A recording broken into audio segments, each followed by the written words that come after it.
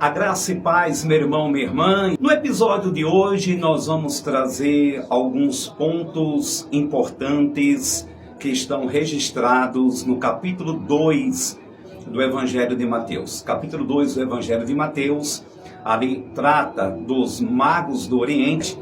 O que nós podemos observar neste texto do capítulo 2 do Evangelho de Mateus em relação aos magos?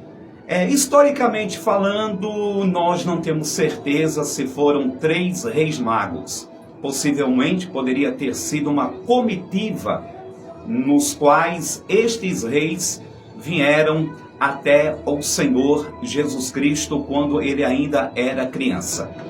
Uma questão que nós precisamos levantar é sobre como estes magos do Oriente foram até Jesus guiados por uma estrela.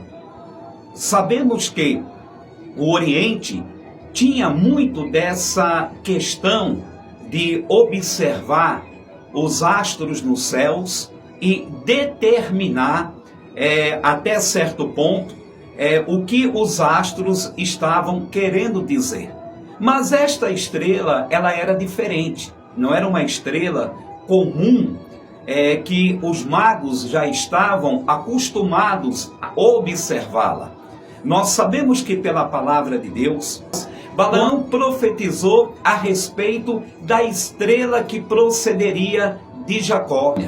Possivelmente, esses magos que foram até Jesus, eles tinham algum conhecimento das profecias bíblicas.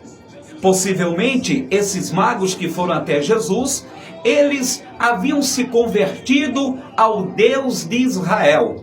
E ao ver essa estrela nos céus, eles identificaram que aquela estrela era o sinal de que um rei judeu havia nascido. E é por isso que eles chegam em Jerusalém à busca deste rei.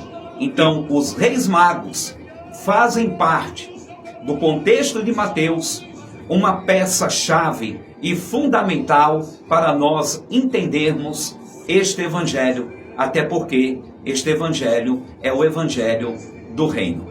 No capítulo 2 também aparece Mateus relatando fatos que estavam ligados às profecias do Antigo Testamento. Por exemplo, quando nós olhamos para a fuga para o Egito, nós podemos observar que há uma profecia lá no livro de Oséias, no capítulo 11, no versículo 1, quando o texto, o profeta disse que do Egito chamei o meu filho. É óbvio que essa profecia, ela se aplica também ao povo de Israel. Porém, ela não deixa de ser uma profecia messiânica. E quando Herodes determina a matança de todos os meninos de Belém até aos 2 anos de idade, se cumpre uma profecia lá de Jeremias capítulo 31, no versículo 15.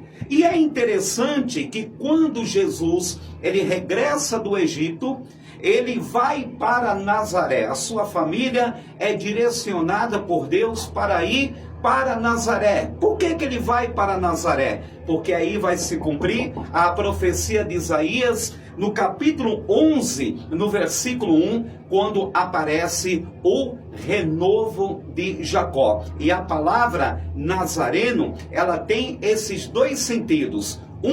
Aponta para o renovo, e Jesus é o renovo de Jacó. Jesus, ele foi chamado assim e ele fez parte porque ele era de Nazaré. É tão importante a gente entender esses pontos que só Mateus revela no seu evangelho. Gostou? Curta, comente e siga para os próximos vídeos.